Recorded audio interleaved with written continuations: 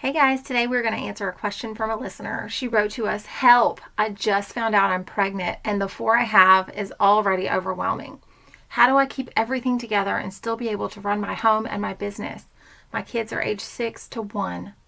What am I going to do with another baby?"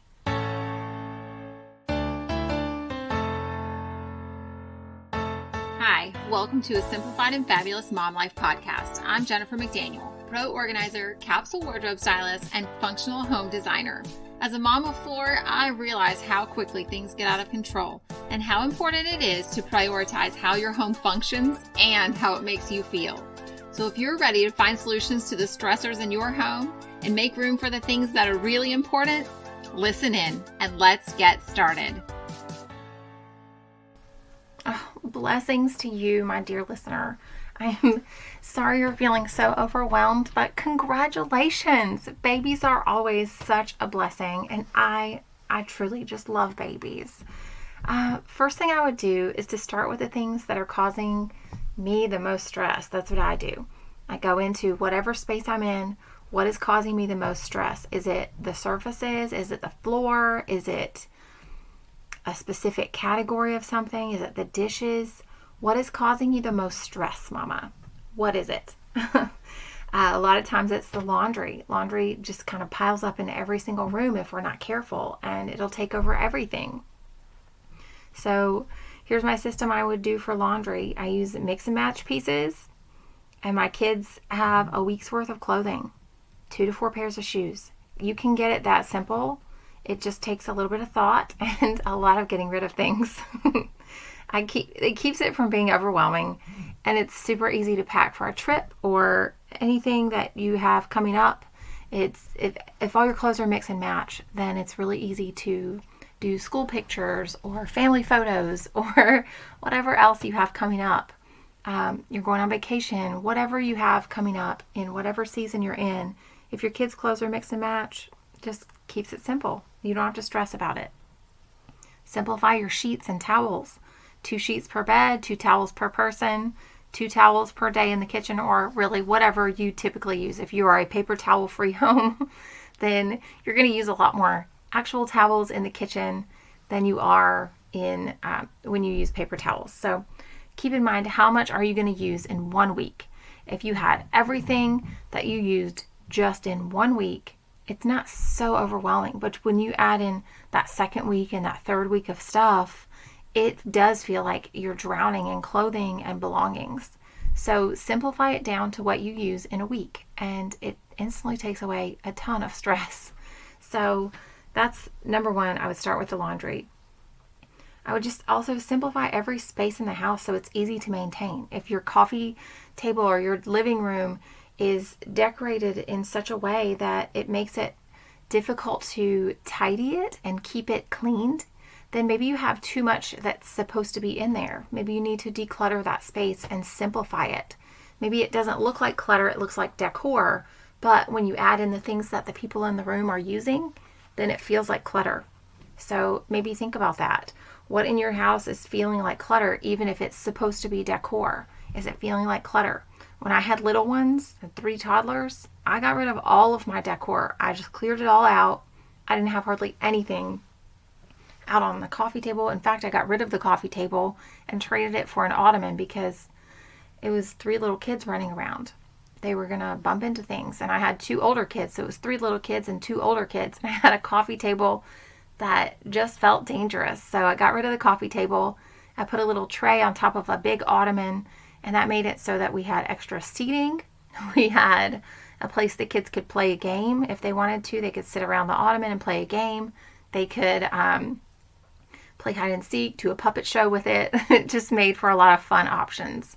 So think about what furniture pieces, maybe your furniture pieces are all open storage, and so it feels cluttered, where if you had some furniture that had closed sides or cabinet doors or something, or even maybe traded out that open shelving for a dresser so you could close up all of those things away out of sight, it would feel like it was more put together.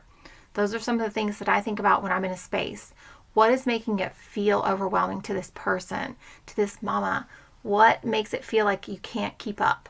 Is it that you have too much stuff? Is it that the stuff you have doesn't really work for the space that you have now? Is it that there's no clear defined purpose for this room? Does this room have no purpose? Is it just the room where everybody comes and drops all their things because nobody really knows what to do with this space? Let's give the space a purpose so we know what is supposed to belong in here. The other thing is that gets really overwhelming is toys. And my rule of thumb is if you, as the mama, can't clean it up in 5 to 10 minutes by yourself, and your kids can't clean it up in 20 minutes, it's too much. You shouldn't have that much out for them to have to be cleaning up for an hour, or for you to have to be cleaning up the same room for 30 minutes just picking things up off the floor. Now, I'm not talking about tiny Legos. That's a whole nother world. We'll talk about that in another episode. I'm just talking about the basic toys and the basic items that are in the room. For toddlers and little ones, they should be able to pick up their room, clean up their space in 15 minutes. Really, by themselves, they should be able to clean it up and put everything away in 15 minutes.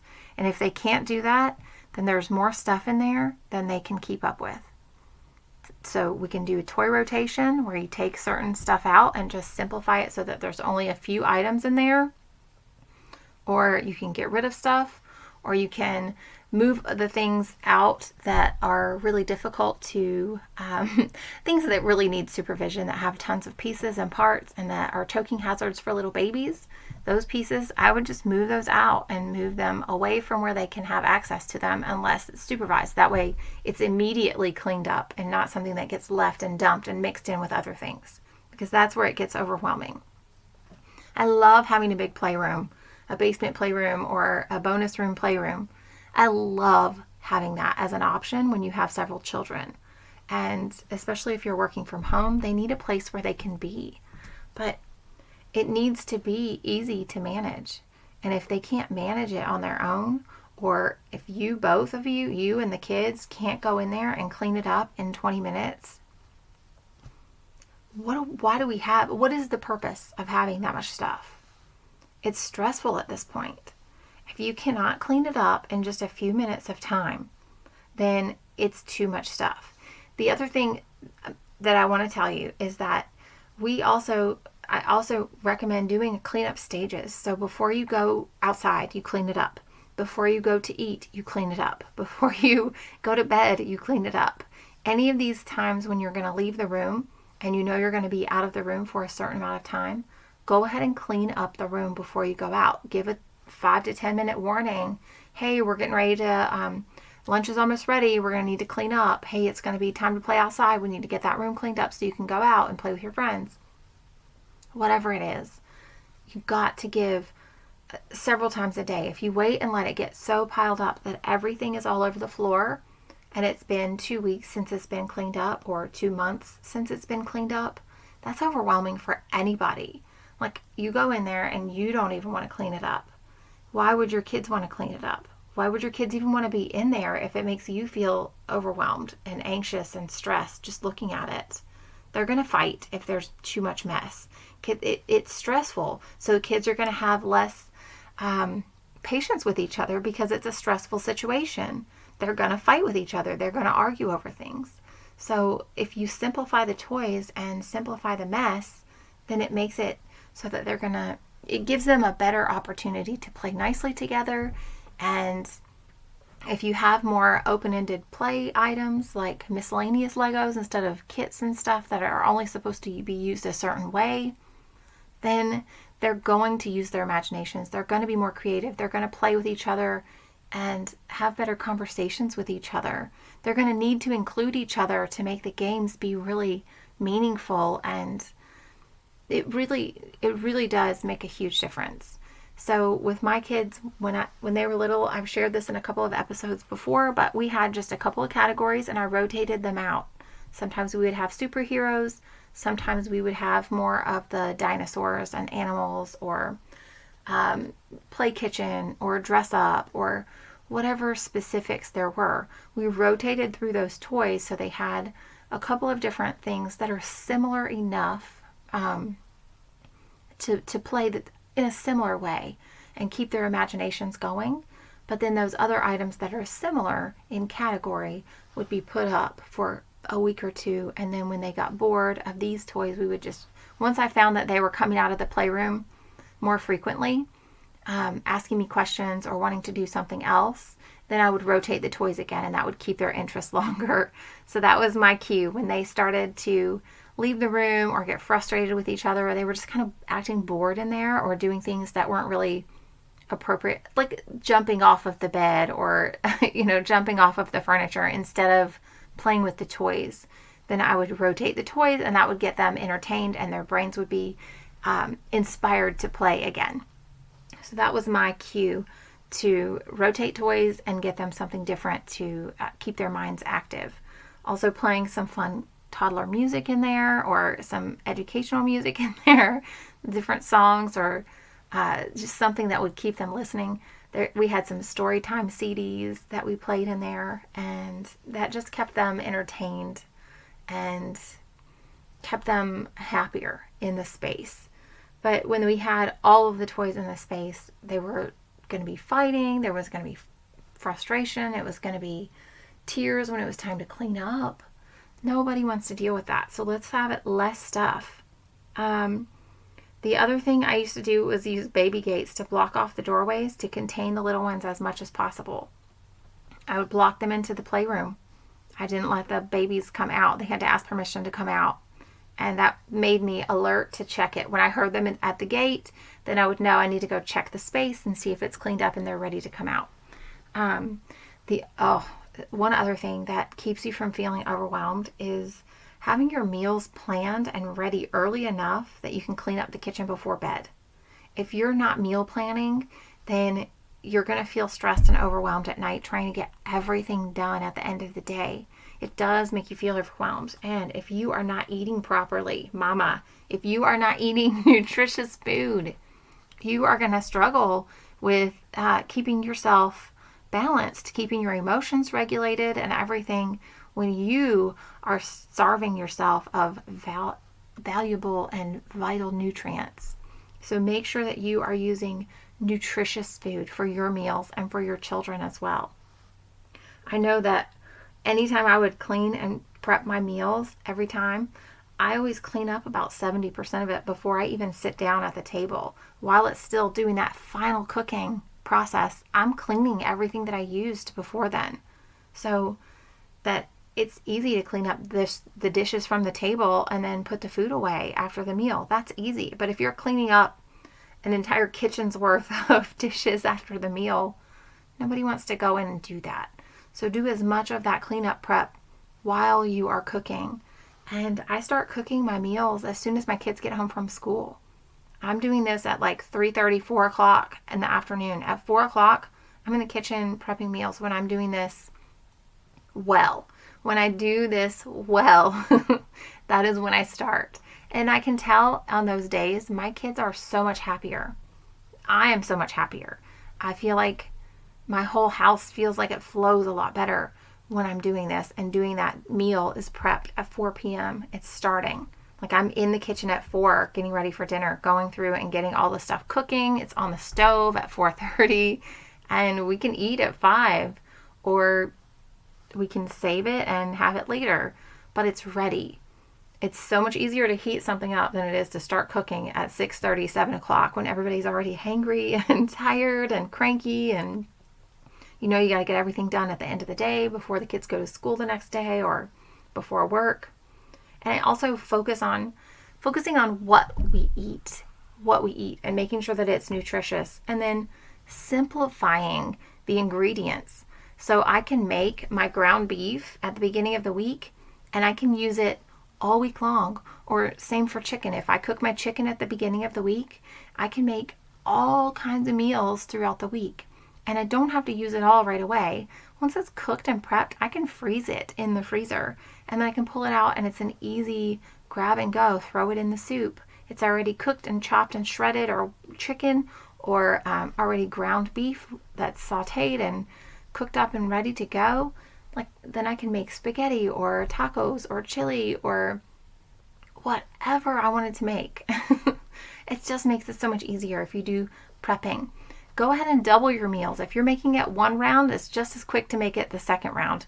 Double up that meal so that you have some leftovers and you can put it in the freezer for a day that you don't have time to do these things.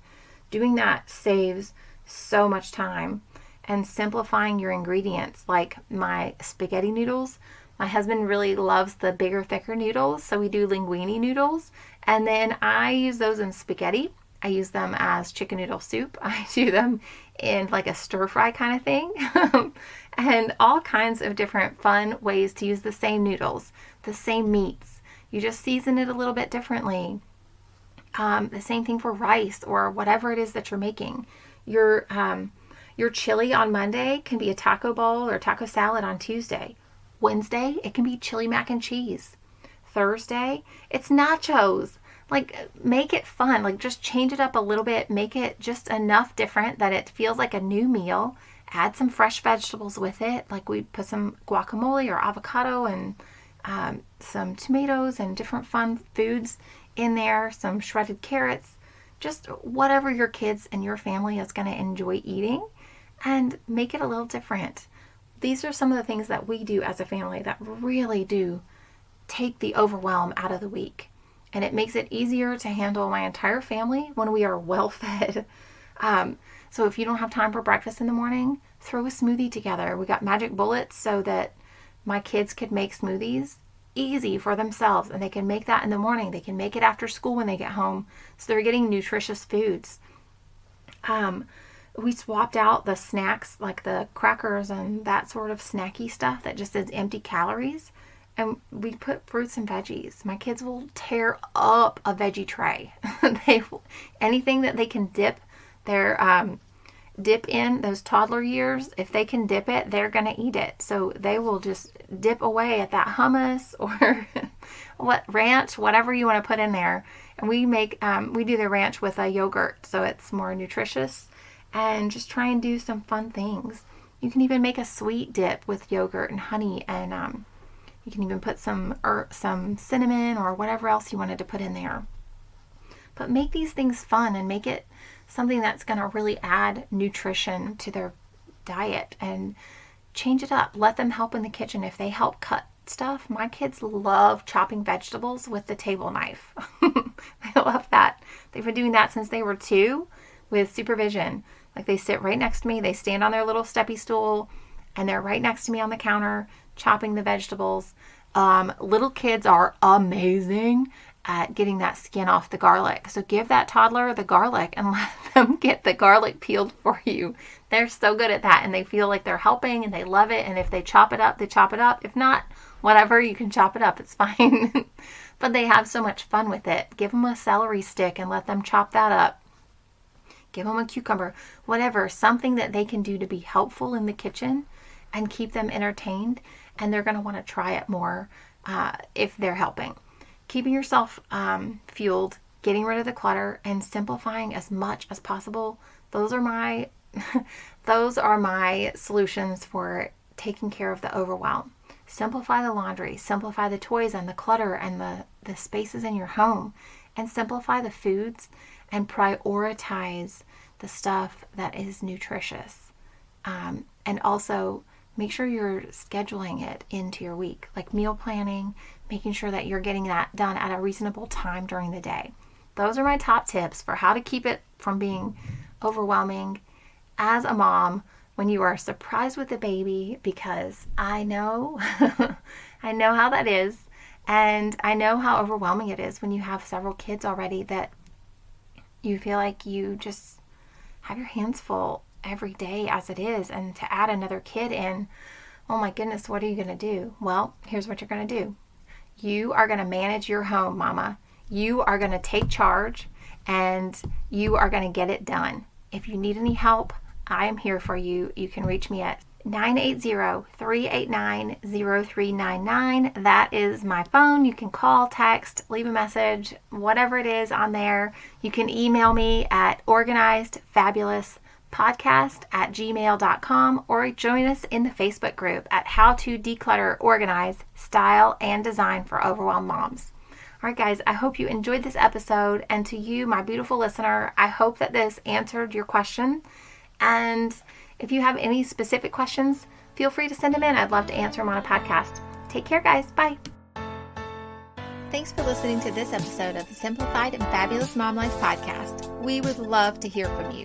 Our podcast hotline for US is 980-389-0399. You can share your tips and tricks, topic suggestions, ask questions, and let me know if we should answer any of these on the air. For other ways to connect, you can reach us at jmorganizingspaces.com. Thanks for listening to this episode.